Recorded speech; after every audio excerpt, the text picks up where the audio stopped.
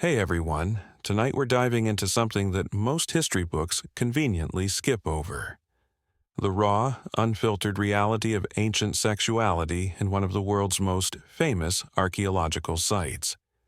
We're talking about the brothels of Pompeii, places where desire, desperation, and daily life collided in ways that would shock most modern sensibilities. So, before you get comfortable, take a moment to like this video and subscribe if you enjoy these deep dives into history's hidden corners. And let me know in the comments where you're listening from and what time it is there. It's always fascinating to see people from around the world joining us for these journeys into the past. Now, dim the lights, maybe grab a cup of tea, and let's step into the shadowy world of ancient Roman pleasure houses. Picture this. You're walking through the bustling streets of Pompeii on a warm afternoon in 79 AD. The air is thick with the scent of baking bread, roasted meat, and something else entirely, something more primal. As you turn down a narrow side street, away from the main forum where respectable citizens conduct their business, you notice the walls around you are covered in explicit graffiti. Not the kind of crude scribbles you might expect, but detailed artwork that leaves nothing to the imagination. Welcome to the red light district of one of Rome's most prosperous cities. What most people don't realize is that prostitution in ancient Pompeii wasn't hidden in dark corners or whispered about in shame. It was as much a part of daily life as visiting the bakery or the public baths. In fact, it was so integrated into Roman society that archaeologists have identified over 30 buildings in Pompeii alone that served some form of sexual commerce. But here's what's truly fascinating. These weren't just places of business. They were complex social institutions that reveal more about Roman culture, class structure, and human nature than almost any other archaeological evidence we have. The Romans had a completely different relationship with sexuality than we do today. Where modern society often treats sex as something private and personal, the Romans viewed it as a natural bodily function, no more shameful than eating or sleeping. But don't mistake this for some kind of sexual paradise. The reality was far more complicated, darker, and more brutal than our romanticized notions of ancient hedonism might suggest. Let's start with the most famous of these establishments. The Lupanar, whose name literally translates to wolf den, was Pompeii's largest and most organized brothel. When you first approach this two-story building, you might mistake it for any other Roman structure. Stone walls, narrow doorways, the typical architecture of a working-class neighborhood. But step inside, and you immediately understand why this place has captivated archaeologists and historians for centuries. The ground floor consists of 5 small rooms, each barely large enough for a narrow stone bed. These weren't comfortable spaces. They were functional, designed for quick transactions rather than leisurely encounters. The stone beds were covered with thin mattresses, and the rooms themselves were windowless, ventilated only by small openings near the ceiling. Privacy was minimal, with simple curtains or wooden doors, providing the only barrier between the activities inside and the customers waiting in the narrow hallway outside. But it's what covers the walls that truly brings this place to life. The Lupanar contains some of the most explicit artwork to survive from the ancient world. These aren't crude drawings scratched by bored customers. They're carefully painted frescoes depicting various sexual acts in vivid detail. Some historians believe these images served as a kind of menu, advertising the services available within. Others argue they were meant to create atmosphere, to immediately signal to visitors what kind of establishment they had entered. The upper floor tells a different story entirely. Here we find more spacious rooms, better decorated, with actual beds instead of stone slabs. This was where the more expensive courtesans worked, women who were often educated, skilled in music and conversation, and who catered to wealthy clients willing to pay premium prices for a more refined experience. The contrast between the ground floor and upper floor reveals the complex hierarchy that existed within Pompeii's sex trade. Who were the women working in these places? This is where the story becomes particularly tragic. The vast majority were slaves, many of them foreign-born, captured in Rome's endless military campaigns, or sold into slavery by desperate families. They had no choice in their profession, no control over their working conditions, and no hope of escape. Their names, when recorded at all, were often stage names designed to appeal to Roman fantasies. Names like Iris, meaning rainbow, or Novelia, meaning young and fresh. But slavery wasn't the only path into prostitution. Some women were freed women, former slaves who had earned or bought their freedom, but found themselves with limited options for making a living. Others were freeborn citizens who had fallen on hard times, widows without family support, or women abandoned by their husbands. Roman law offered little protection for women in desperate circumstances, and prostitution often became the only alternative to starvation. The daily life of these women was harsh beyond modern comprehension.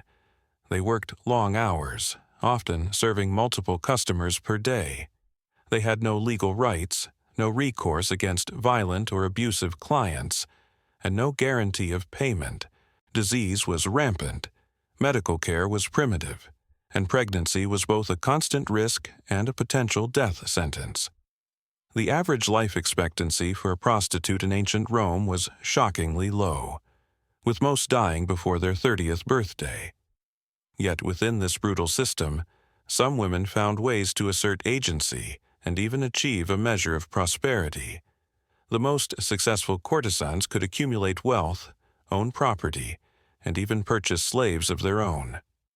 Some became influential figures in Pompeii's social scene, maintaining relationships with powerful men that extended far beyond simple commercial transactions.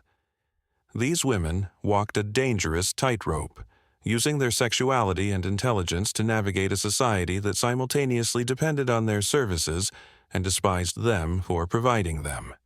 The customers who frequented these establishments came from every level of Roman society: merchants closing business deals, soldiers on leave, slaves running errands for their masters, wealthy landowners seeking variety from their domestic arrangements. The graffiti that covers the walls of Pompeii's brothels provides an intimate glimpse into the minds of these men.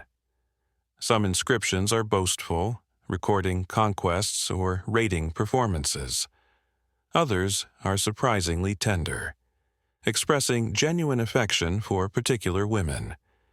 Many are simply crude, reflecting the casual attitude toward sexuality that characterized Roman culture. What's particularly striking is how normalized these visits were. Roman literature from the period discusses trips to brothels with the same casual tone used for describing visits to the barber or the forum. There was no shame attached to purchasing sexual services, at least not for men. In fact, for young Roman men, losing their virginity to a prostitute was considered a normal part of coming of age. Fathers would sometimes take their sons to brothels as a rite of passage, introducing them to adult sexuality in what they considered a controlled environment. The economics of Pompeii's sex trade reveal fascinating details about ancient commerce and social structure. Prices varied dramatically based on the status of the establishment and the woman involved. A quick encounter in one of the ground floor cubicles of the Lupanar might cost the equivalent of a loaf of bread or a cup of wine. An evening with an upscale courtesan could cost as much as a skilled craftsman earned in a week. These price differences reflected not just the quality of service, but the complex social hierarchies that governed every aspect of Roman life. The brothel owners, almost always men, operated these establishments like any other business. They invested in decorations to attract customers, maintained their properties to ensure repeat visits, and carefully manage their workforce to maximize profits. Some owners operated multiple locations, creating what we might recognize today as chains of adult entertainment venues. The most successful became wealthy and influential members of Pompeii's business community, their profits from prostitution funding, legitimate enterprises, and political ambitions. But the sex trade in Pompeii wasn't confined to dedicated brothels. Archaeological evidence suggests that many taverns, inns, and even private homes offered sexual services as a side business. The famous Thermopolia, Pompeii's fast food restaurants, often had rooms in the back where customers could enjoy more than just food and drink.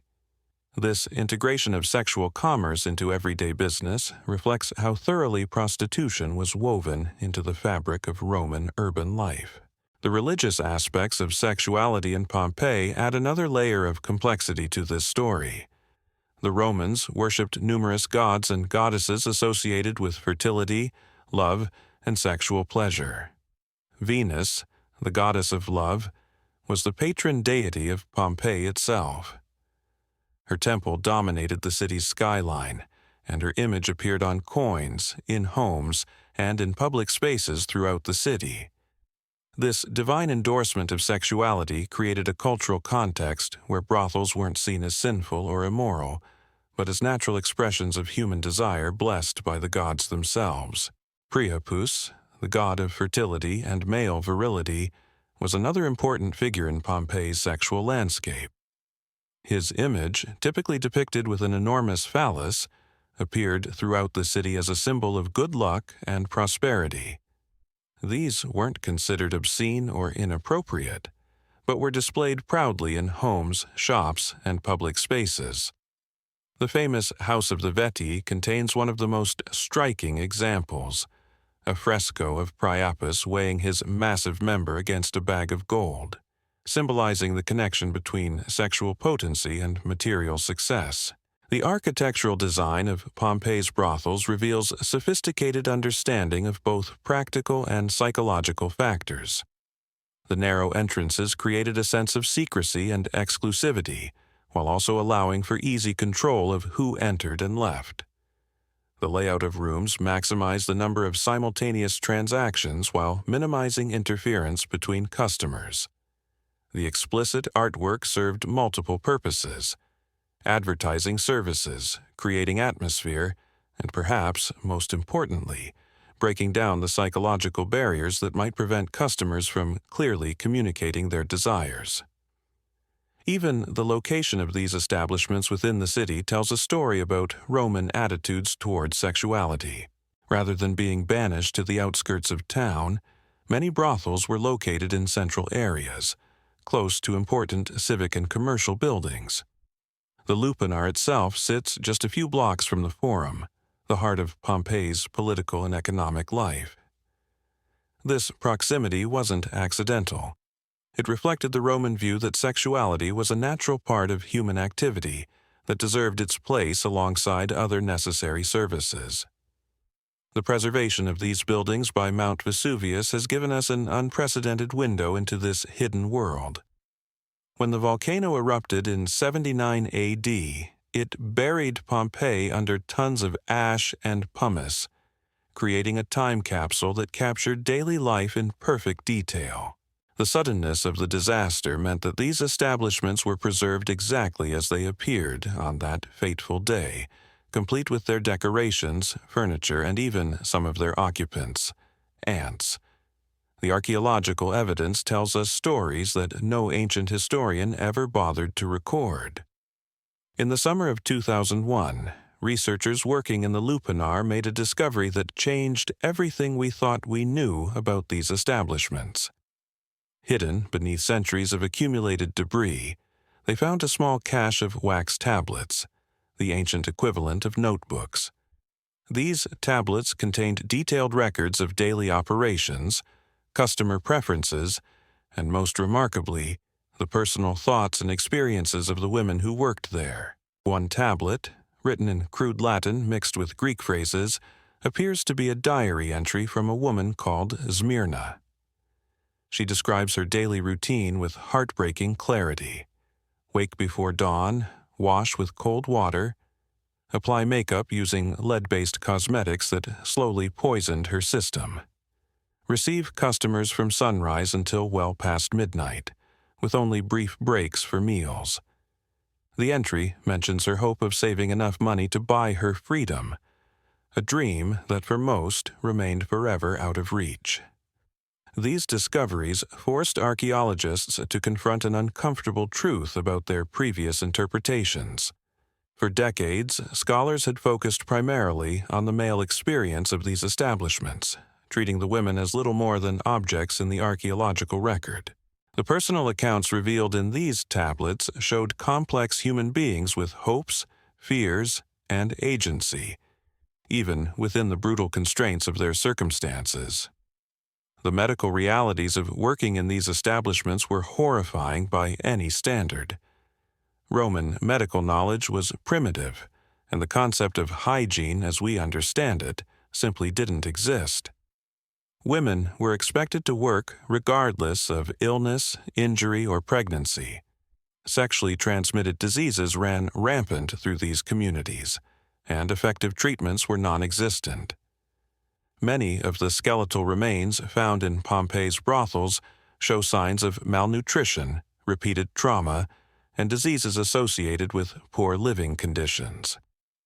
Yet the Romans did have some understanding of pregnancy prevention, crude as their methods were.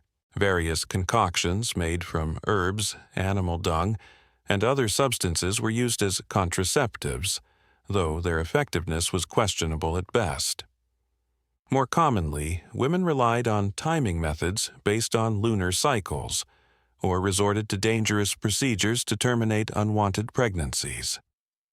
The mortality rate from these interventions was astronomical, adding another layer of risk to an already perilous profession. The social dynamics within these establishments created complex relationships that defied simple categorization. Despite the inherent exploitation of the system, genuine friendships and even surrogate family structures developed among the women. Older, more experienced prostitutes often took younger newcomers under their protection, teaching them survival strategies and helping them navigate the dangerous world they'd entered. These bonds provided crucial emotional support in an environment designed to strip away human dignity. Some of the most fascinating evidence comes from the graffiti left by the women themselves, distinct from the boastful scrawlings of male customers. These inscriptions reveal private jokes, expressions of grief for lost friends, and even political opinions. One particularly poignant example, found scratched into the plaster of a small cubicle, translates roughly to, "Myrtle loves Antipho, but he only sees the coins." This simple phrase captures the tragic irony of women forced to simulate intimacy while being denied genuine human connection. The regulation of Pompeii's sex trade was surprisingly sophisticated for its time. While prostitution was legal and socially accepted, it operated within a framework of laws and customs designed to maintain social order. Women working in brothels were required to register with local authorities and pay taxes on their earnings. They were forbidden from wearing certain types of jewelry or clothing that might allow them to be mistaken for respectable citizens. These restrictions served both to generate revenue for the city and to maintain clear social boundaries. The Roman legal system classified prostitutes as infames, meaning they were stripped of most civil rights and legal protections. They couldn't inherit property, testify in court, or marry Roman citizens. This legal status made them extraordinarily vulnerable to abuse and exploitation, with little recourse when wronged. The law essentially declared them non-persons, existing outside the normal protections of Roman society, while remaining subject to its taxes and regulations. Despite these harsh realities, some women found ways to accumulate wealth and influence within the constraints of their circumstances. The most successful courtesans operated more like independent business owners than simple service providers. They maintained their own apartments, hired servants, and cultivated networks of wealthy clients who provided gifts and financial support beyond the standard transaction fees. These women developed sophisticated strategies for managing their careers, carefully balancing the demands of multiple patrons while building long-term financial security. The seasonal rhythms of Pompeii's economy significantly impacted the brothel trade. During harvest festivals and major religious celebrations, the city swelled with visitors from surrounding rural areas, dramatically increasing demand for sexual services. The women working in these establishments experienced these periods as times of both opportunity and extreme physical demand. The influx of temporary customers, many of whom had been drinking heavily during festival celebrations, created additional dangers and challenges. Winter months brought different challenges entirely. With fewer travelers and reduced economic activity throughout the city, many establishments struggled to maintain profitability. Some closed temporarily, while others reduced their staff or lowered their prices to attract local customers. The women faced the constant uncertainty of irregular income, and the knowledge that their value in this marketplace decreased with age and declining health. The international character of Pompeii's population was reflected in its sex trade. Women from across the Mediterranean world found themselves working in the city's brothels, creating a diverse community with multiple languages, customs, and religious traditions. Greek women were particularly prized for their education and cultural sophistication. Egyptian women were sought after for their exotic appearance and rumored knowledge of aphrodisiacs and love magic. Germanic and Celtic women, often captured in frontier wars, represented conquest and domination to Roman customers. This diversity created both opportunities and tensions within the brothels. Language barriers complicated already difficult working conditions, while cultural differences in attitudes toward sexuality and relationships led to conflicts among the women. At the same time, this mixing of cultures facilitated the exchange of knowledge about contraception, medical remedies, and survival strategies that helped many women endure their circumstances. The religious practices of these communities reveal another layer of complexity in their daily lives. Many of the foreign women brought their own deities and spiritual traditions to Pompeii, creating syncretic religious practices that blended Roman, Greek, and barbarian elements. Small shrines dedicated to goddesses of protection and fertility were common in brothels, and the women developed elaborate rituals designed to ensure their safety and success in their dangerous profession. The Roman festival calendar provided structure and meaning to these women's lives beyond simple commercial considerations. During the Floralia, a spring festival celebrating the goddess Flora, prostitutes traditionally received a temporary reprieve from their usual restrictions. They could wear colorful clothing normally forbidden to them and participate in public celebrations alongside respectable citizens. These brief moments of social acceptance provided psychological relief from the constant reminder of their outsider status. The Venalia festivals, celebrating the wine harvest, brought different opportunities and dangers. The combination of religious celebration and heavy drinking created an atmosphere of uninhibited behavior that could lead to violence against sex workers. At the same time, the festive mood and flowing wine often resulted in generous tips and gifts from customers caught up in the celebratory spirit. The economic calculations that governed these establishments were surprisingly sophisticated. Brothel owners had to balance numerous factors in their pricing strategies, including the cost of maintaining their properties, feeding and clothing their workers, paying taxes to city officials, and bribing law enforcement to look the other way when problems arose. The most successful operators understood that repeat customers were more profitable than one-time visitors, leading to investments in comfort and customer service that went beyond simple sexual transactions. The daily schedule of these establishments reveals the industrial nature of Roman prostitution. Most brothels opened before dawn and operated continuously until the early hours of the morning, maximizing the number of transactions possible in a day. The women worked in shifts, with the most attractive and popular taking the prime evening hours when wealthy customers were most likely to visit. Older or less desirable women worked the less profitable morning and afternoon periods, serving laborers, slaves, and others with limited spending money. The hierarchy within these establishments was rigidly enforced through a complex system of privileges and punishments. The most successful women earned the right to refuse certain customers, negotiate their own prices, and keep a larger percentage of their earnings. They might be allowed to decorate their rooms with personal belongings, receive visitors during off hours, or even take brief vacations during slow periods. These privileges, small as they might seem, represented crucial psychological victories in an environment designed to strip away individual agency. At the bottom of this hierarchy were the newest arrivals, often young women recently captured in military campaigns or sold by desperate families. These women had no choice in customers, no control over pricing, and no personal possessions beyond the simple tunics they wore to work.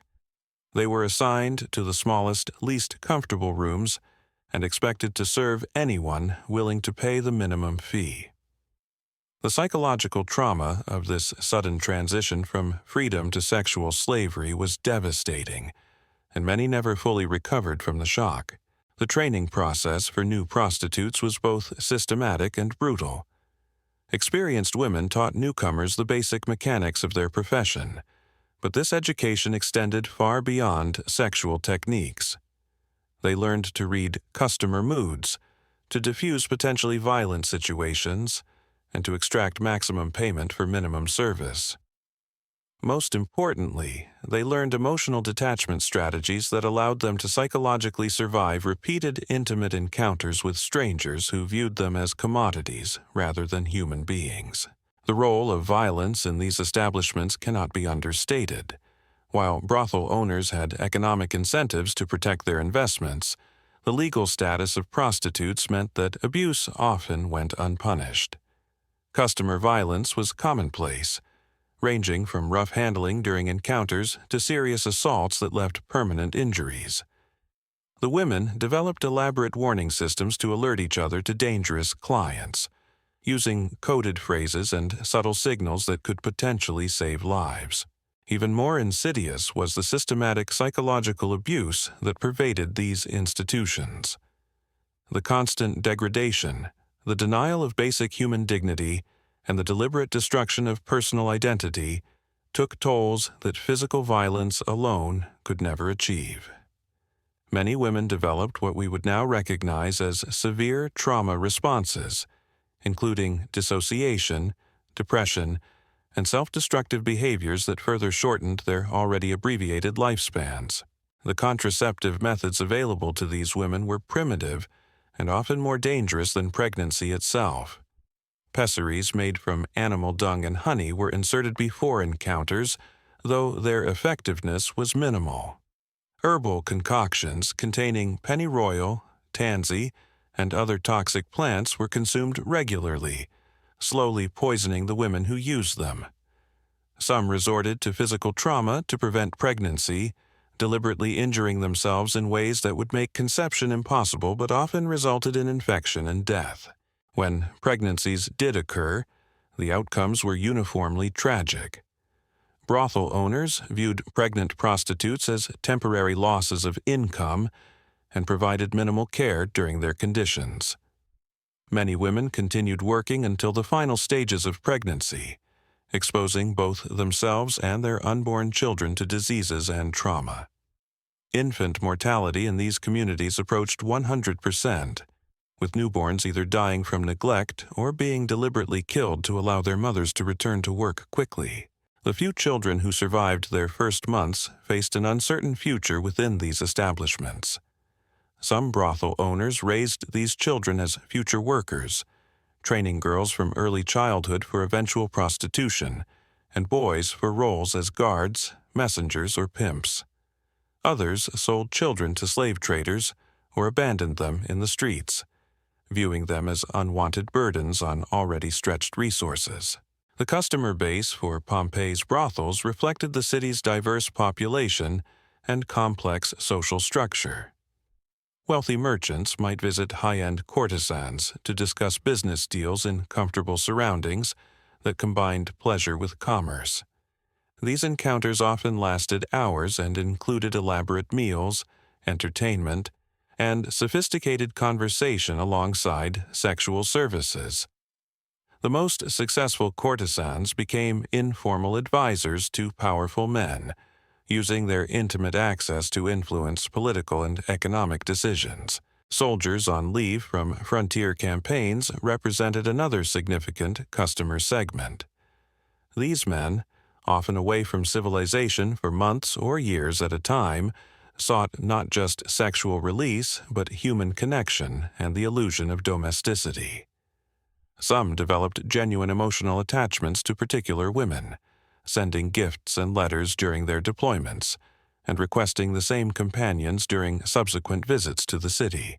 The working-class customers who formed the bulk of the brothel trade had different needs and expectations. Craftsmen finishing long workdays sought quick, uncomplicated encounters that required minimal time and emotional investment. These transactions were purely commercial, conducted with the efficiency of any other service industry. The women learned to accommodate multiple customers per hour during peak periods, developing techniques that maximize turnover while minimizing physical discomfort. Slave customers presented unique challenges for brothel operators. These men had no legal right to sexual services and often no money to pay for them. Some establishments allowed slaves to work off their debts through labor, cleaning facilities, or running errands in exchange for brief encounters. Others simply refused slave customers entirely, viewing them as more trouble than they were worth. The architectural innovations found in Pompeii's brothels reveal a sophisticated understanding of crowd control and customer psychology. Multiple entrances allowed discreet access for wealthy clients who couldn't afford to be seen entering such establishments. Hidden passages connected different sections of larger brothels, enabling women to move between rooms without encountering customers in hallways. Sound-dampening techniques, including thick walls and strategically placed tapestries, provided privacy for encounters while preventing noise from disturbing neighboring businesses. The lighting systems in these establishments were carefully designed to create atmosphere while serving practical purposes. Oil lamps positioned at specific angles cast flattering shadows while providing enough illumination for business transactions. Colored glass covers created warm, inviting ambiances that encouraged customers to linger and spend more money. Some upscale establishments invested in expensive mirrors imported from Egypt, using them to create illusions of space and luxury that justified premium pricing. The heating and ventilation challenges in windowless rooms led to innovative solutions that influenced Roman architecture more broadly. Hypocaust systems, originally developed for public baths, were adapted to warm brothel spaces during cold months. Clever air circulation designs prevented the accumulation of unpleasant odors while maintaining comfortable temperatures for both workers and customers. These technical improvements represented significant investments that only the most successful establishments could afford. The decoration of these spaces went far beyond the explicit frescoes that capture modern attention. Elaborate mosaic floors depicted scenes from mythology and daily life, creating environments that transported customers away from the mundane realities of their regular existences. Painted garden scenes on windowless walls created illusions of outdoor spaces, while imported fabrics and furniture added touches of luxury that justified higher prices. The seasonal maintenance schedules for these establishments reveal their commercial sophistication. Spring cleaning involved repainting damaged frescoes, replacing worn furnishings, and deep cleaning rooms that had seen heavy use during winter months when customers spent more time indoors. Summer preparations focused on improving ventilation and cooling systems to make cramped spaces bearable during hot weather. Autumn brought investments in heating equipment and weatherproofing to prepare for the challenging winter season. The business relationships between brothel owners and other merchants created networks that extended throughout Pompeii's economy. Textile dealers provided clothing and linens, while perfume sellers supplied scented oils and cosmetics. Food vendors catered events at upscale establishments, and wine merchants maintained regular delivery schedules. These commercial connections meant that the sex trade's prosperity affected numerous other businesses throughout the city. The credit and payment systems used in these establishments were surprisingly complex. Regular customers often maintained accounts that allowed them to accumulate charges over time, settling their debts monthly or seasonally. Some wealthy patrons paid annual fees for exclusive access to particular women, essentially purchasing temporary ownership rights. Others provided gifts of jewelry, clothing, or property that held value beyond immediate cash transactions. The insurance and security arrangements protecting these businesses reveal the risks inherent in their operations. Private guards, often former gladiators or military veterans, provided protection against robbery and assault. Some establishments paid regular fees to local gangs or corrupt officials for protection services. The most successful brothel owners invested in strong rooms and hidden vaults to protect their accumulating wealth from theft. The record-keeping systems used by these businesses demonstrate remarkable organizational sophistication for their era. Daily transaction logs tracked customer visits, service types, and payment amounts. Inventory records monitored supplies of food, wine, clothing, and cosmetics. Personnel files documented each woman's earnings, health status, and customer preferences. These detailed records provided the data necessary to optimize operations and maximize profitability. The training and professional development opportunities available to women in this industry were limited, but crucial for survival. Experienced courtesans taught newcomers essential skills, including language abilities, musical instruments, and conversational techniques that could increase their earning potential. Some establishments invested in dance instruction and theatrical training, understanding that entertainment skills commanded premium prices from sophisticated customers. The retirement and exit strategies available to aging prostitutes were few and generally inadequate. The most successful women might accumulate enough wealth to purchase their freedom and open small businesses, often taverns or boarding houses that catered to travelers. Others found protection through long-term relationships with wealthy patrons who provided financial security in exchange for exclusive companionship. Many simply worked until illness or injury made them unemployable, then faced destitution and death in the streets. The impact of these establishments on Pompeii's broader social fabric was profound and complex. While prostitution was legally and culturally accepted, the presence of large numbers of foreign women working in sexual commerce created tensions within local communities. Respectable wives worried about their husbands' activities, while unmarried women faced unfair comparisons to professional courtesans who could offer skills and experiences that conventional relationships could not match. The economic multiplier effects of the sex trade extended far beyond the brothels themselves. The money spent on sexual services circulated through Pompeii's economy, supporting numerous other businesses and creating employment opportunities throughout the service sector. Tax revenues from regulated prostitution helped fund public works projects and civic amenities that benefited all residents. The industry's prosperity contributed to Pompeii's reputation as a destination for pleasure seekers from throughout the Roman world.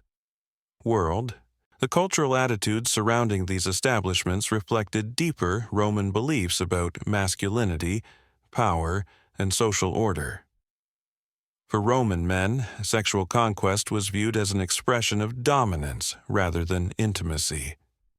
The ability to purchase sexual services demonstrated economic success and social status, while the act itself reinforced their position in society's hierarchy.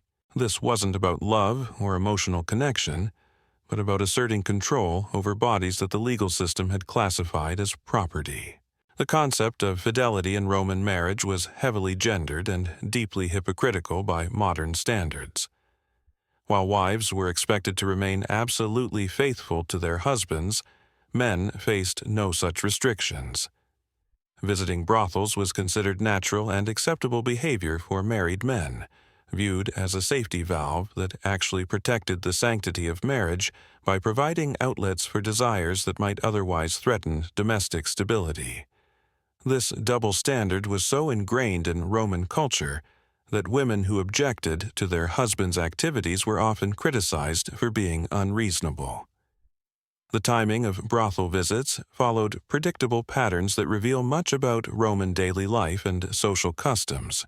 Many customers arrived during the afternoon siesta hours, when respectable businesses closed and the streets emptied of ordinary traffic. Others came after evening meals, when wine had loosened inhibitions and social obligations had been fulfilled. The busiest periods coincided with paydays, market days, and religious festivals, when men had both money to spend and justifications for celebrating. The negotiation process between customers and prostitutes involved complex unspoken protocols that governed everything from pricing to services to duration. Experienced customers understood these rules implicitly, while newcomers often found themselves confused by the subtle signals and coded language used to discuss transactions. The women became expert at reading customer intentions and financial capabilities, adjusting their approaches accordingly to maximize their earnings while minimizing potential conflicts. The health hazards faced by customers were almost as severe as those confronting the women who served them.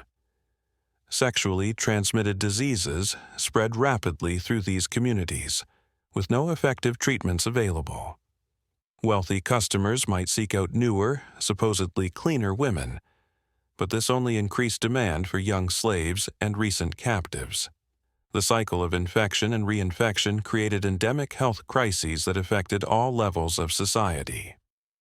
The psychological impact on customers varied dramatically based on their backgrounds and expectations. Young men experiencing their first sexual encounters often left traumatized by the mechanical, emotionless nature of commercial sex. Older customers might develop unhealthy obsessions with particular women, spending beyond their means in pursuit of imagined relationships that existed only in their minds. Some regular visitors found comfort in the predictability and lack of emotional demands that characterized these transactions. The role of alcohol in brothel culture cannot be overstated.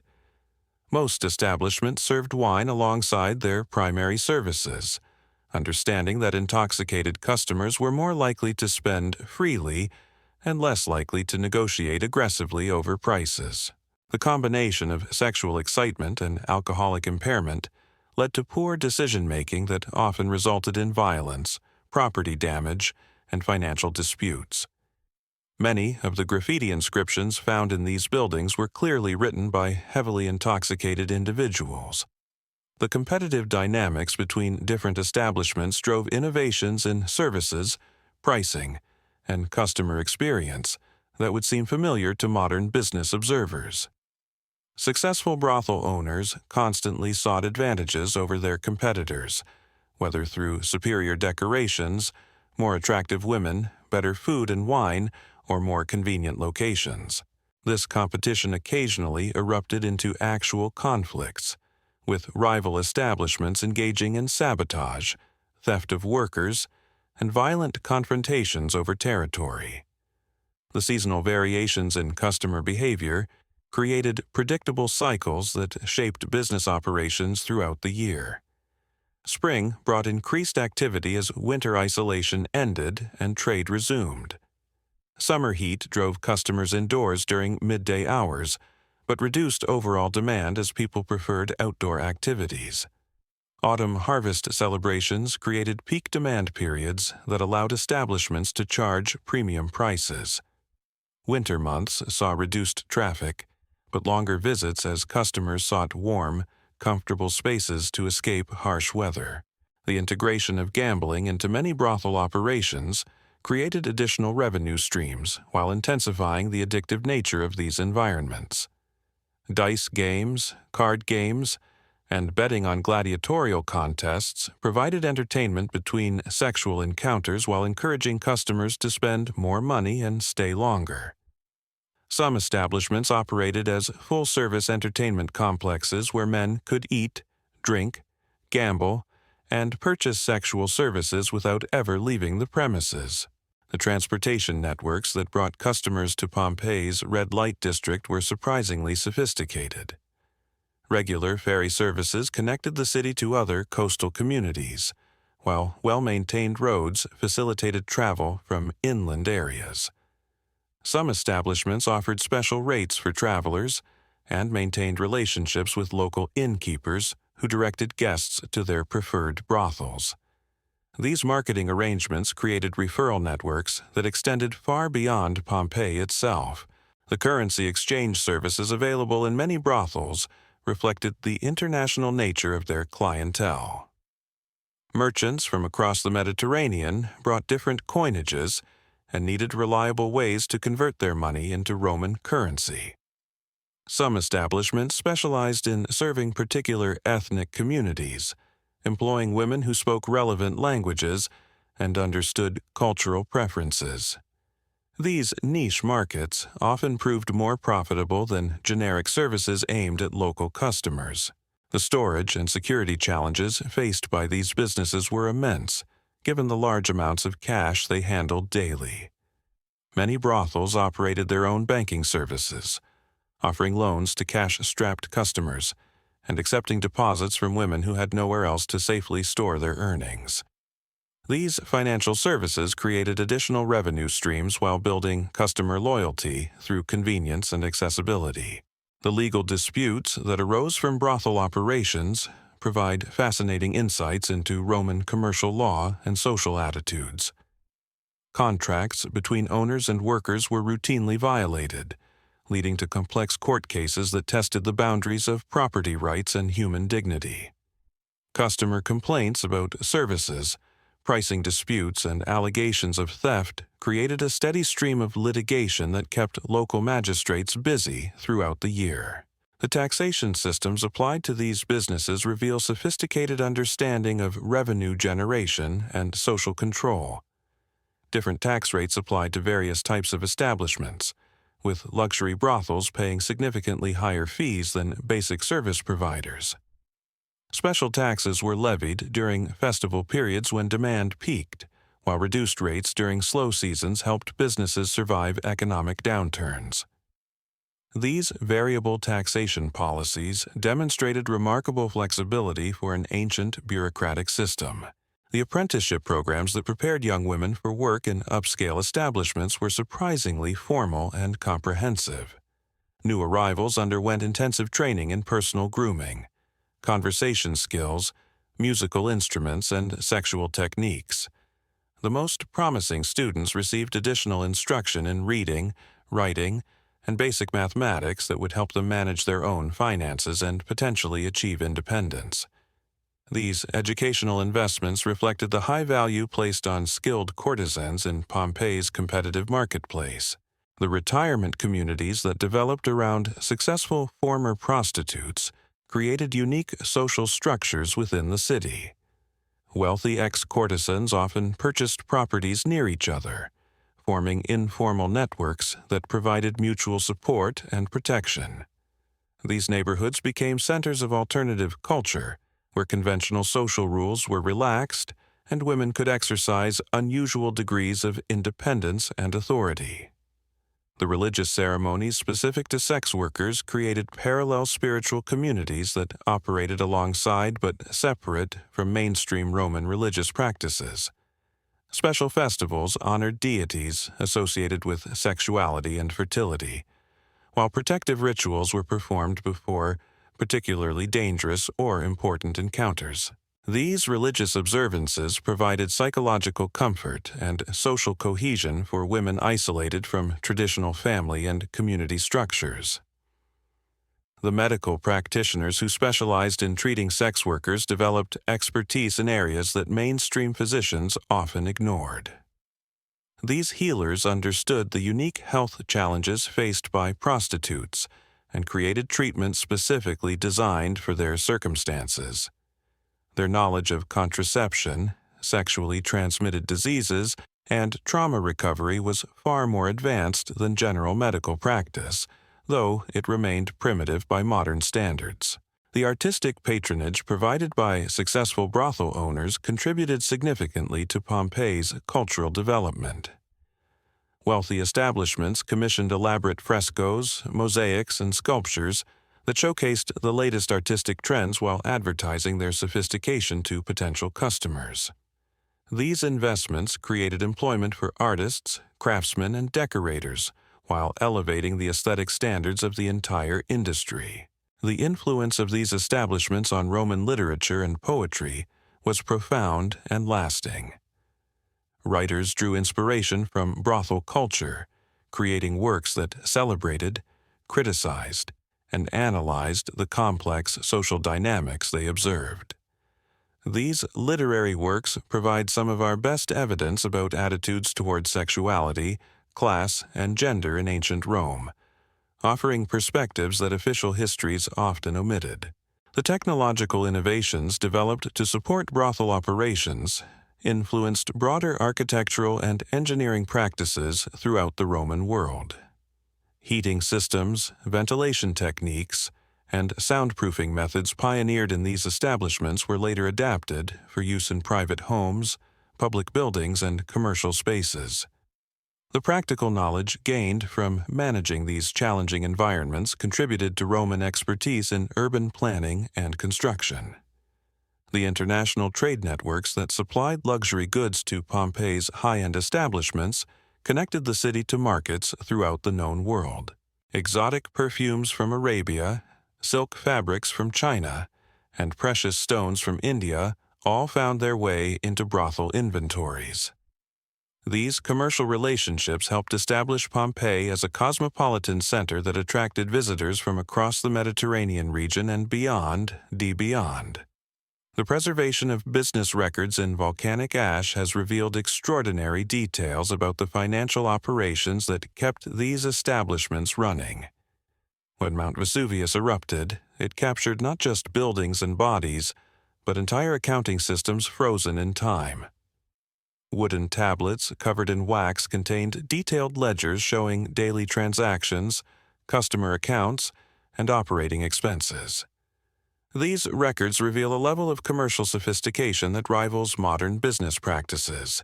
One particularly fascinating discovery came from what archaeologists believe was the office of a major brothel chain owner. The tablets show he operated 6 different establishments across Pompeii, each targeting specific market segments. His flagship location near the Forum catered to wealthy merchants and government officials, while a smaller operation near the docks served sailors and dock workers. The pricing strategies were carefully calibrated to maximize revenue from each customer base while maintaining clear social distinctions. The inventory management systems used by these businesses were remarkably detailed. Records track everything from lamp oil consumption to laundry costs to food expenditures. One tablet lists the monthly wine budget for a single establishment at nearly 200 amphorae, suggesting these venues served as much alcohol as many dedicated taverns. The food costs were equally substantial, indicating that many customers expected full dining experiences alongside their other activities. The staffing records provide heartbreaking insights into the human cost of this industry. Each woman was assigned a numerical code rather than being listed by name, reducing human beings to inventory items. The records track their earnings, medical expenses, and what the accountants coldly termed depreciation, the declining value of aging workers. Most disturbing are the replacement schedules, showing how frequently new women were acquired to replace those who had died, escaped, or become too ill to work. The seasonal business cycles documented in these records reveal how dramatically demand fluctuated throughout the year. Winter months saw revenues drop by more than half as travel decreased, and customers spent less money on luxury activities. Spring brought gradual recovery as trade resumed and festival seasons approached. Summer represented peak earning periods when the combination of good weather, abundant harvests, and religious celebrations created perfect conditions for the entertainment industry. The credit arrangements between brothels and their customers were surprisingly complex and extensive. Wealthy patrons often maintained running accounts that they settled monthly or seasonally, allowing them to enjoy services without carrying large amounts of cash. Some agreements included exclusive access arrangements where customers paid premium fees to guarantee availability of particular women during busy periods. These financial relationships created ongoing connections that extended far beyond simple commercial transactions. The partnerships between brothel owners and other businesses throughout Pompeii created integrated entertainment networks that maximized customer spending. Gambling houses shared customers with nearby brothels, while taverns provided referrals in exchange for commission payments. Some establishments operated as complete entertainment complexes where customers could eat, drink, gamble, and purchase sexual services without leaving the premises. These business models maximized both convenience and profitability. The insurance and protection arrangements documented in these records reveal the dangerous nature of the brothel business. Owners paid regular fees to local gangs for security services, while also maintaining relationships with corrupt city officials who provided legal protection. The costs of these arrangements were substantial, sometimes representing more than 20% of gross revenues. Without such protection, businesses faced constant threats of robbery, extortion, and violence. The marketing strategies employed by successful establishments demonstrate sophisticated understanding of customer psychology and social dynamics. Premium venues invested heavily in reputation management, ensuring that word-of-mouth recommendations reached the right social circles. They cultivated relationships with influential customers who could provide referrals, while also offering discreet meeting spaces where business deals could be concluded away from public scrutiny. The training programs for new workers were systematically documented in several establishments. Women underwent intensive preparation that covered not just sexual techniques, but also conversation skills, personal grooming, and basic entertainment abilities.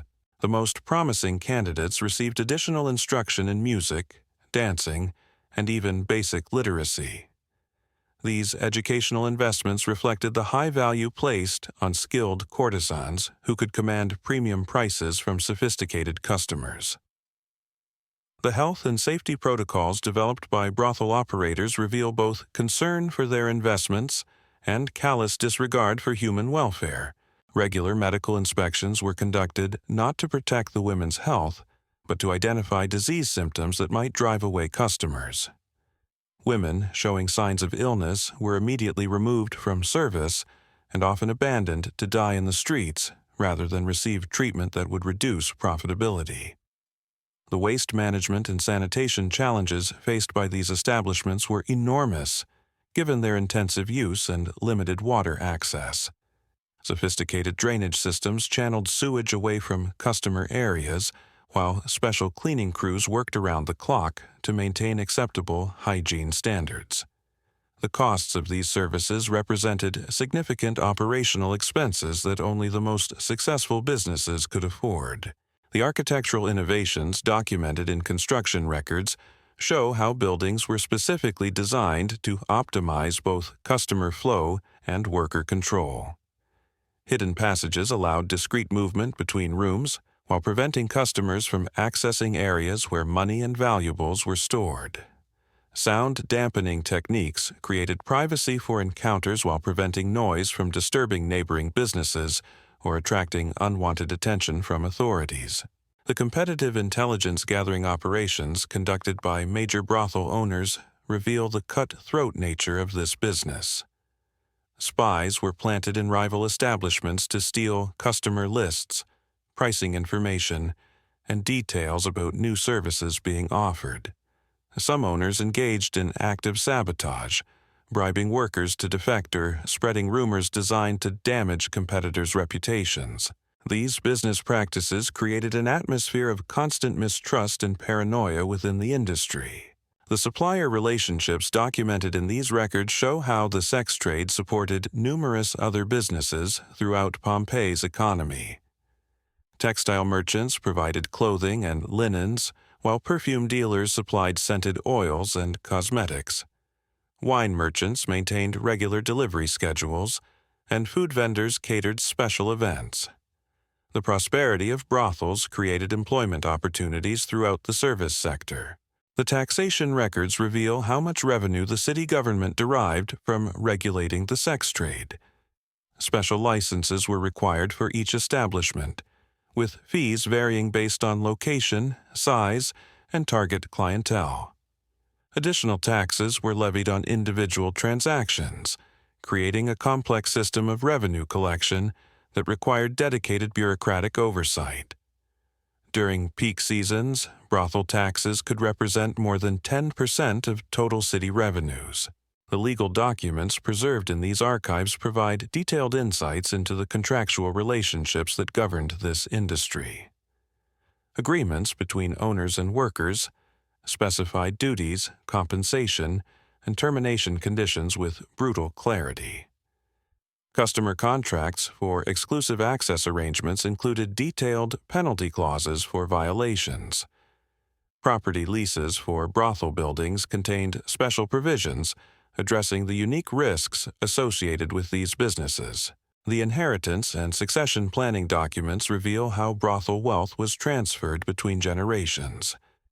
Successful owners created complex estate plans designed to maintain family control over profitable enterprises while minimizing legal challenges from relatives who disapproved of the source of their wealth. Some wills included detailed instructions for freeing favored workers or providing financial support for their children. The banking relationships maintained by major brothel operators connected them to Pompeii's mainstream financial community, despite the stigma associated with their businesses. Several of the city's most prominent moneylenders had substantial loan portfolios backed by brothel revenues. These financial relationships created webs of mutual dependency that gave sex trade operators political influence far beyond what their social status might suggest. The real estate investment strategies employed by successful brothel owners demonstrate long-term business thinking that extended far beyond immediate profits. Many use their earnings to purchase legitimate commercial properties throughout the city, diversifying their income sources while building respectability for their families.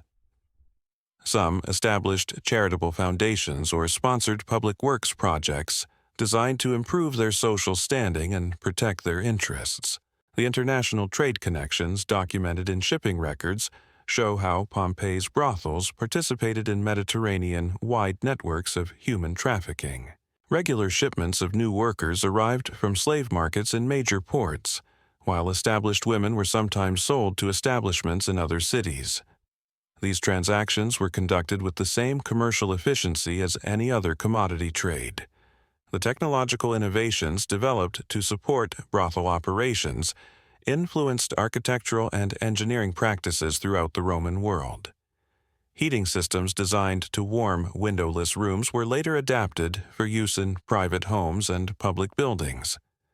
Ventilation techniques that controlled odors and maintained air quality became standard features in urban construction projects. Sound dampening methods, pioneered in brothels, influenced the design of theaters, meeting halls, and residential buildings. The cultural impact of these establishments extended far beyond their immediate commercial activities. The art, literature, and social customs that emerged from brothel culture influenced broader Roman society in ways that are still visible in archaeological remains. The explicit artwork that decorated these buildings represented some of the most sophisticated erotic art ever created, influencing artistic traditions throughout the ancient world. The religious practices that developed around sex work created unique spiritual communities within Pompeii's diverse religious landscape. Special shrines dedicated to protective deities were maintained within brothels, while seasonal festivals provided opportunities for workers to participate in broader community celebrations. These religious observances offered psychological comfort and social connection for women isolated from traditional family structures. The educational opportunities available within the sex trade created pathways for social mobility that were otherwise unavailable to women in Roman society. The most successful courtesans accumulated not just wealth, but knowledge, skills, and social connections that could be leveraged for long-term security.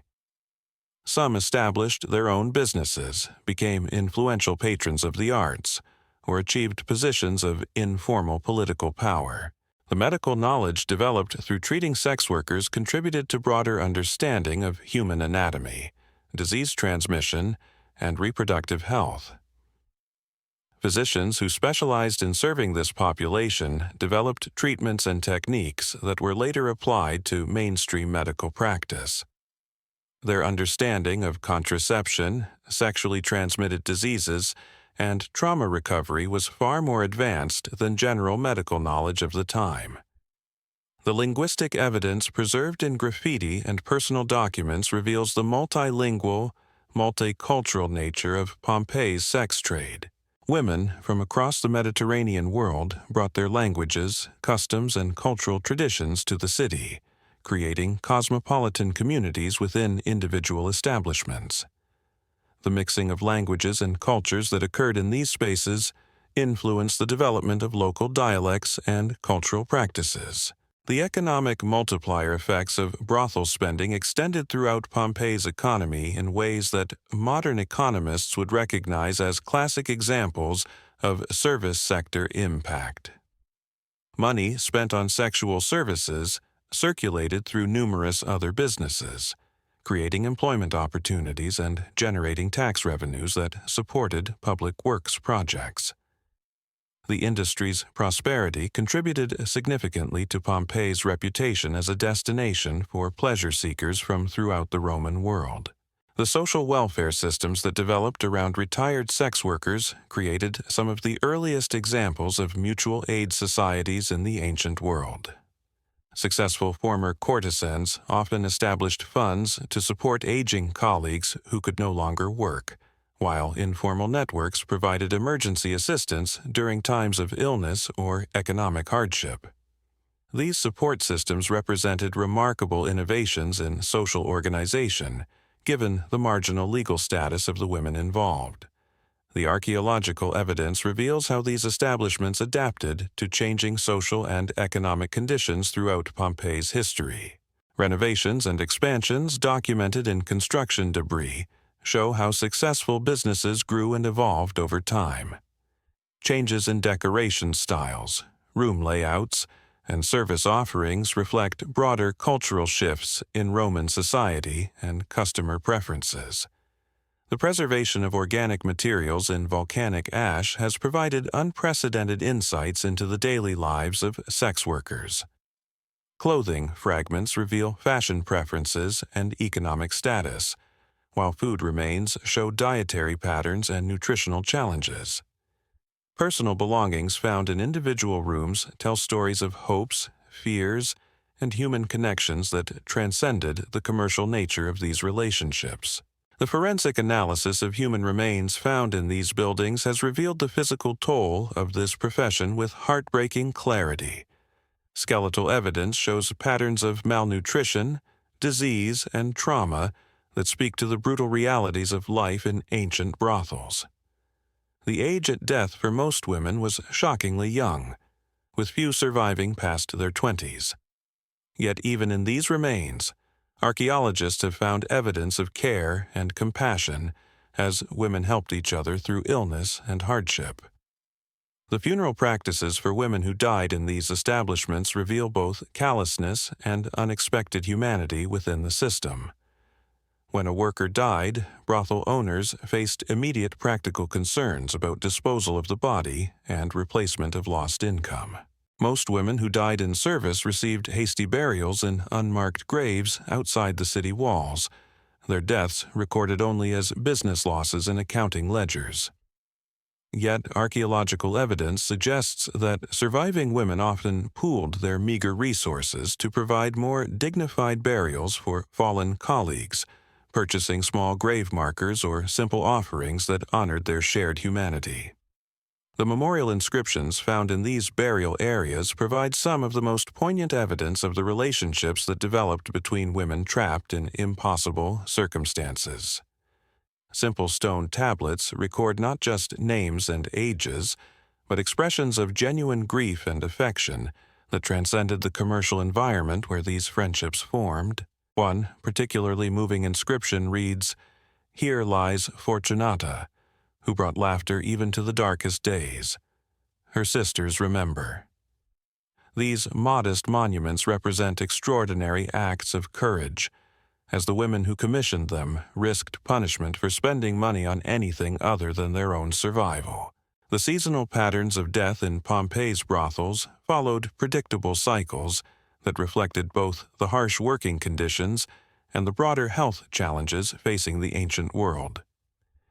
Winter months brought increased mortality as cold, damp conditions in poorly heated rooms led to respiratory infections that often proved fatal without effective medical treatment. Summer deaths spiked during heat waves when inadequate ventilation and limited water access created dangerous conditions for women already weakened by malnutrition and overwork. The plague outbreaks that periodically swept through Pompeii created catastrophic conditions within the sex trade. The close quarters and constant physical contact that characterized brothel work made these establishments perfect breeding grounds for epidemic diseases. During the worst outbreaks, entire brothels might lose half their workforce within days. The economic disruption was so severe that some establishments never reopened, their owners fleeing the city rather than face financial ruin.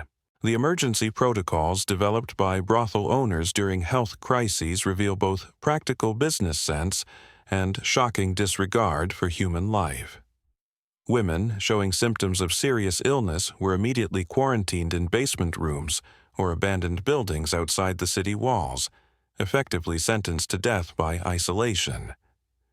Healthy workers were sometimes relocated to temporary facilities in rural areas until outbreaks subsided, though these relocations often amounted to sales to country brothels where conditions were even worse than urban establishments. The role of children in these environments represents perhaps the darkest aspect of Pompeii's sex trade. While most newborns died shortly after birth, some survived long enough to become part of brothel households as servants, messengers, or future workers. These children grew up surrounded by violence, exploitation, and desperation, with no understanding of normal family relationships or social structures. Boys might eventually become guards or pimps, while girls faced the almost inevitable fate of following their mothers into prostitution. The educational opportunities available to these children were minimal, but occasionally transformative. Some brothel owners invested in basic literacy training for promising youngsters, understanding that educated workers could command higher prices and provide more sophisticated services. A few children managed to escape their circumstances through adoption by childless customers or marriage to men who were willing to overlook their origins.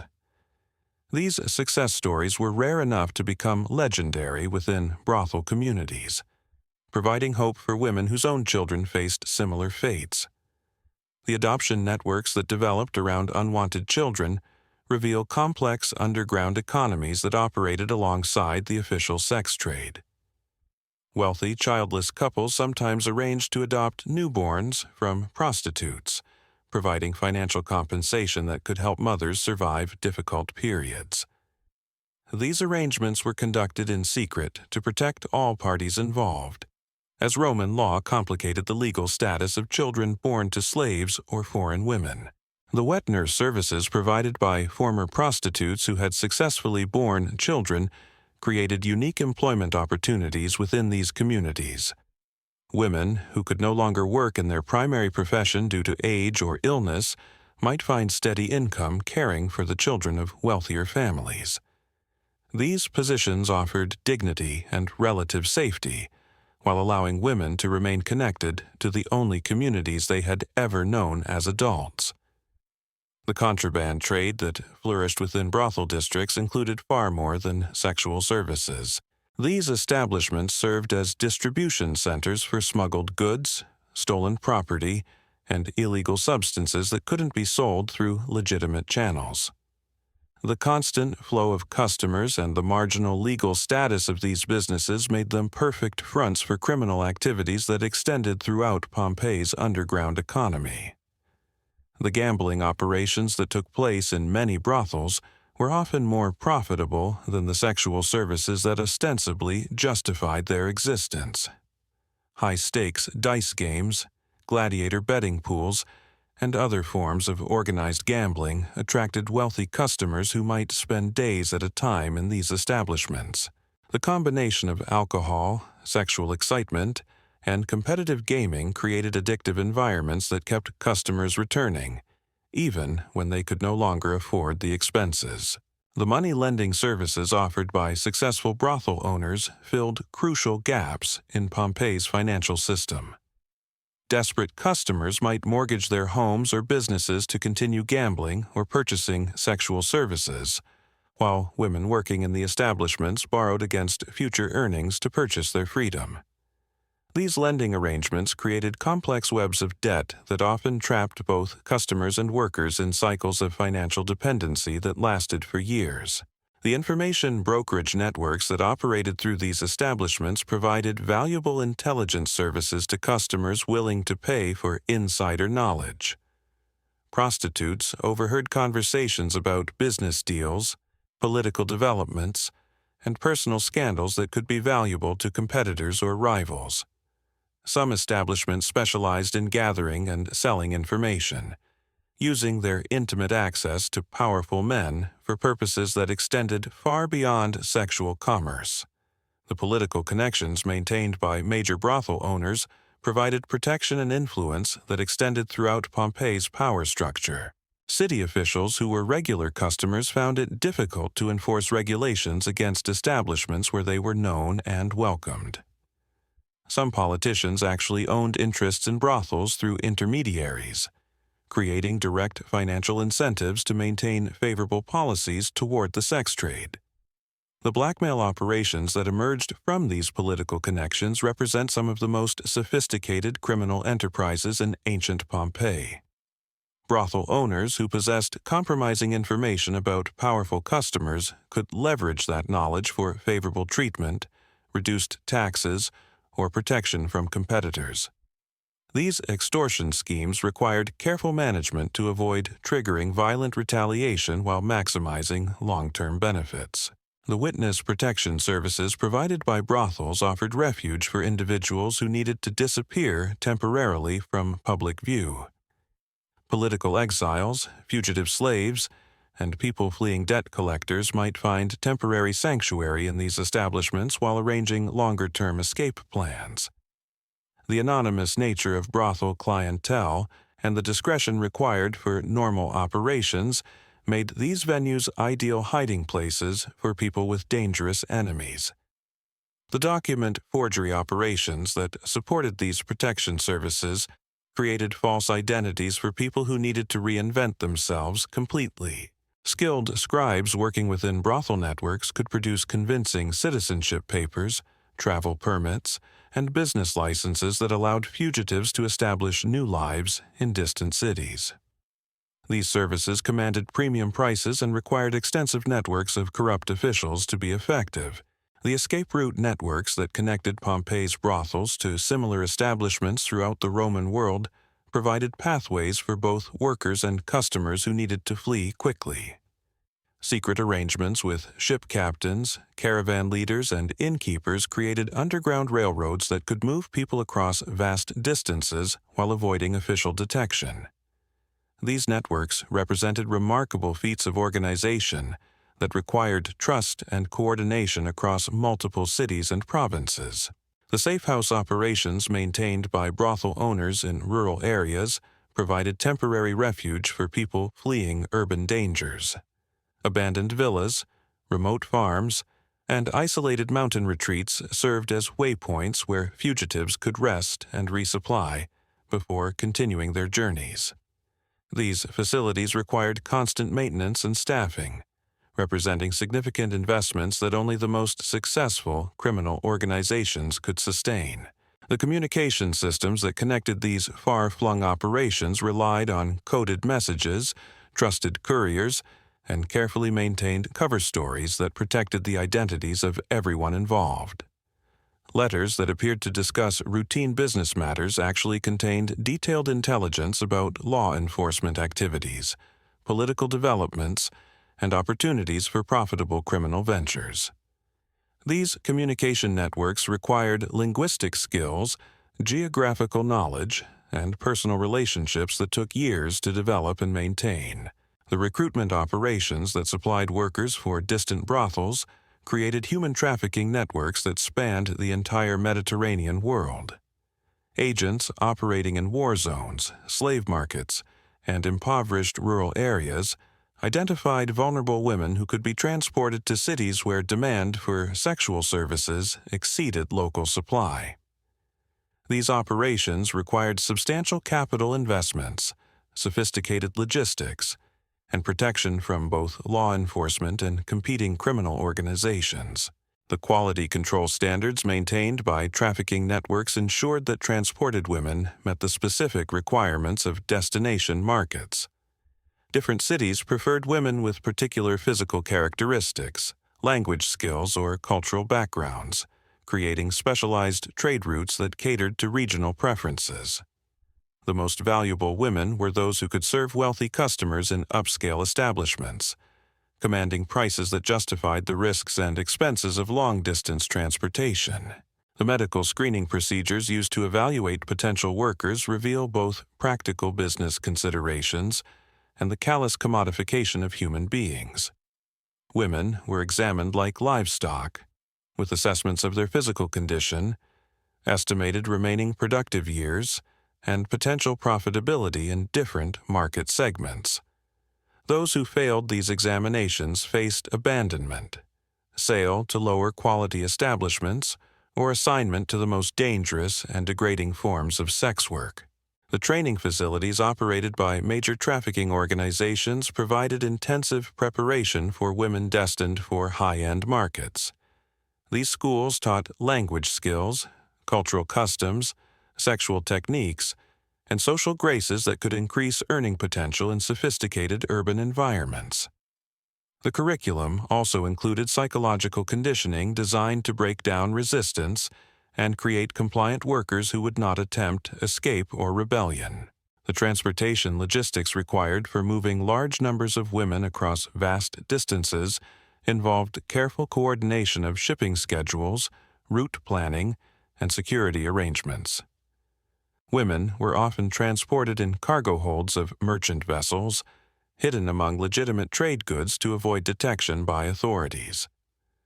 The conditions during these journeys were appalling, with high mortality rates from disease, malnutrition, and physical abuse by crew members. The destination integration services provided by trafficking networks helped newly arrived women adapt to their assigned locations and roles. Local agents familiar with customer preferences, legal requirements, and competitive conditions guided the placement process to maximize profitability while minimizing risks of detection or rebellion. These services included temporary housing, basic medical care, and introductions to established workers who could provide practical survival advice. The market research conducted by trafficking organizations reveals sophisticated understanding of supply and demand dynamics across different regions and customer segments. Detailed records tracked pricing trends, customer preferences, and competitive conditions in major cities, allowing traffickers to optimize their operations for maximum profit. This information was gathered through networks of informants, corrupt officials, and business partners who provided regular updates on market conditions. The financial management systems used by trafficking networks required complex accounting procedures that tracked investments, expenses, revenues, and profits across multiple locations and time periods. Detailed records documented the costs of acquiring, transporting, and maintaining workers, while also calculating expected returns on investment based on projected working lifespans and earning potential. These sophisticated business models would not have been out of place in any legitimate commercial enterprise. The risk management strategies employed by trafficking organizations addressed the numerous dangers inherent in their illegal activities. Contingency plans covered responses to law enforcement raids, customer violence, worker rebellions, and competition from rival organizations. Insurance arrangements provided compensation for losses due to death, escape, or confiscation, while diversification strategies spread risks across multiple operations and locations. The corruption networks that protected trafficking operations extended throughout the administrative and legal systems of the Roman Empire. Regular payments to port officials, city magistrates, military commanders, and other key personnel ensured that enforcement actions were either avoided entirely or conducted with advance warning that allowed valuable assets to be moved to safety. These protection schemes represented enormous ongoing expenses that were factored into operational budgets as necessary costs of doing business. The intelligence-gathering operations that supported trafficking networks provided crucial information about law enforcement activities, political developments, and opportunities for expansion. Professional spies maintained surveillance of key officials, monitored communications between different jurisdictions, and identified potential new markets or supply sources. This intelligence was often more comprehensive and current than information available to legitimate government agencies. The territorial agreements between competing trafficking organizations prevented costly conflicts while maximizing overall industry profits. These arrangements divided geographic markets, established pricing guidelines, and created mechanisms for resolving disputes without violence that might attract unwanted official attention. The sophistication of these agreements rivaled formal treaties between legitimate political entities. The technology innovations developed by trafficking networks improved efficiency while reducing detection risks.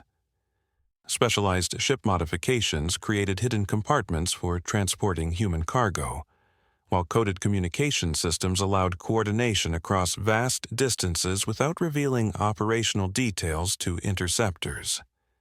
These innovations often found applications in other criminal enterprises and occasionally influenced legitimate business practices.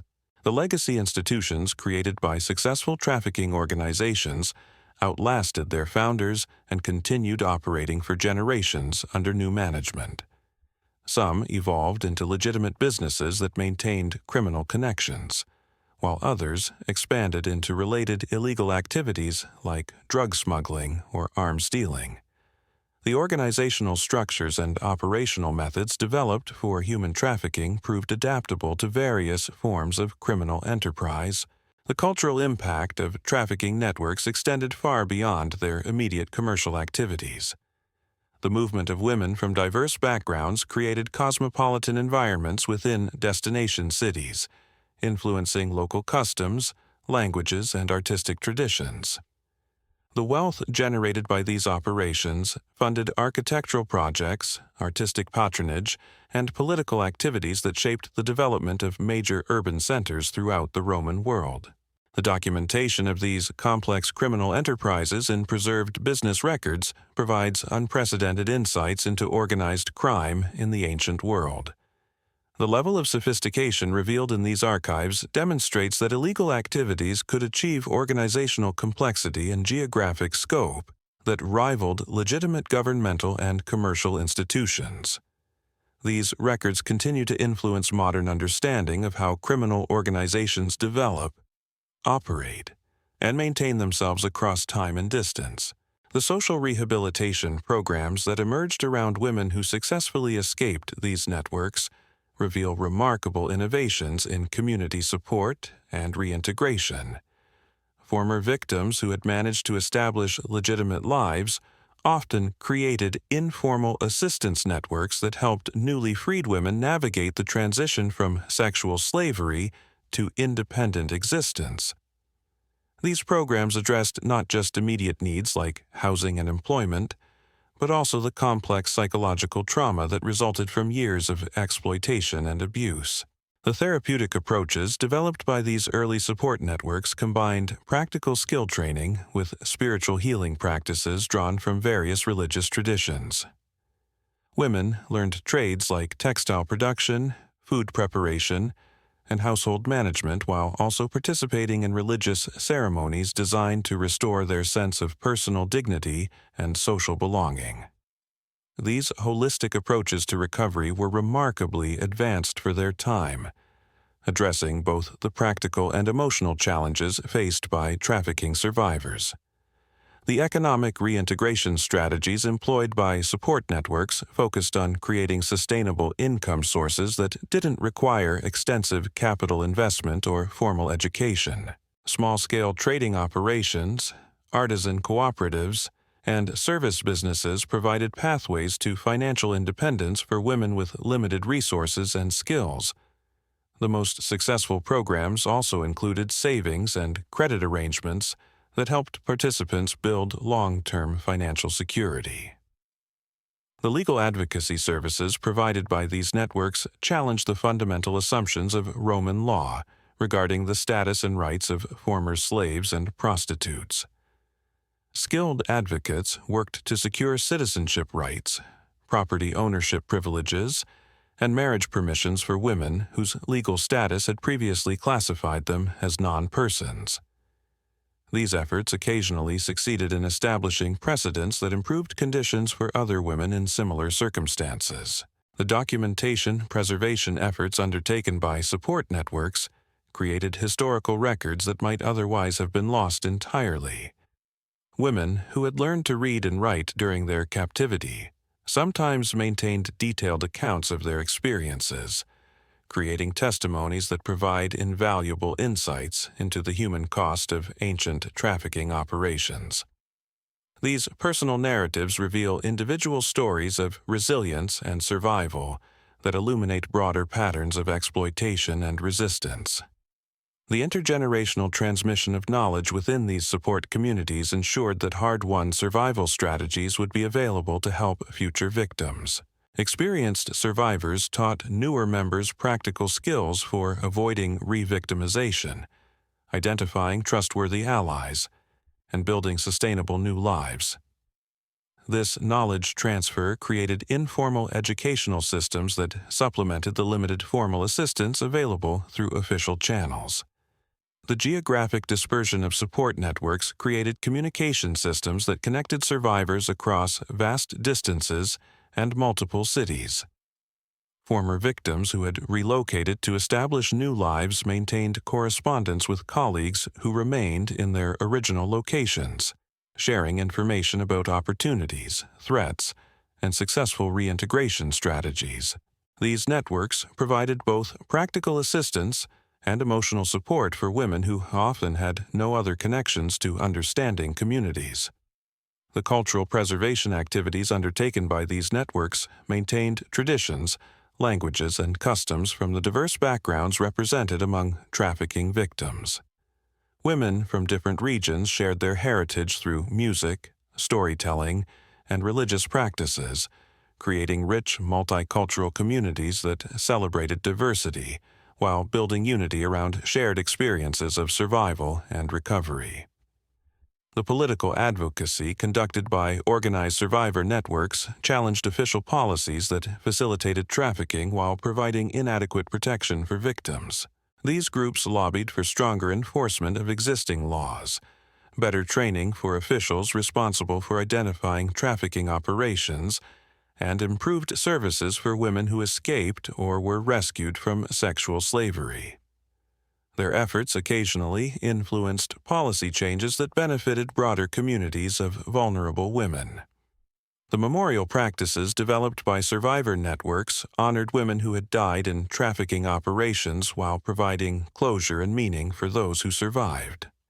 Annual ceremonies, memorial gardens, and commemorative artwork created spaces for grief and remembrance that acknowledged the full humanity of victims who had been treated as commodities. These practices also served educational purposes, raising awareness about the ongoing realities of human trafficking. The research and documentation projects undertaken by survivor networks created valuable resources for understanding trafficking operations and developing more effective intervention strategies. Former victims who possessed inside knowledge of how these systems operated provided insights that law enforcement agencies and policymakers could not obtain through other means. This collaboration between survivors and officials occasionally led to successful raids and prosecutions that disrupted major trafficking operations. The economic analysis of trafficking operations conducted by survivor advocates revealed the enormous profits generated by human sexual exploitation, while highlighting the minimal costs associated with acquiring and maintaining victims. These studies demonstrated how economic incentives drove the expansion of trafficking networks while showing how relatively small investments in prevention and victim services could significantly reduce the profitability of these criminal enterprises. The technological innovations developed by survivor networks improved communication, coordination, and security for women at risk of re-victimization or retaliation. Coded messaging systems, safe house networks, and emergency response protocols provided protection for women who faced ongoing threats from their former captors. These security measures often proved more effective than official law enforcement protection, which was frequently compromised by corruption or indifference.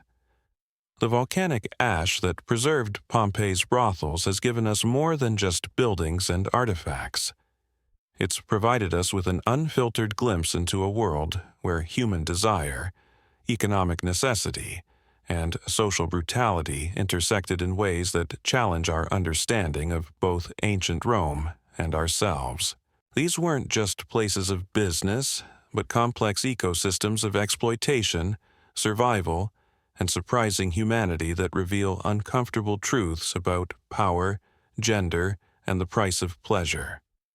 As you drift off to sleep tonight in your comfortable bed, perhaps take a moment to remember the countless unnamed women whose stories we've uncovered in these ruins, their voices finally heard across 2,000 years of silence.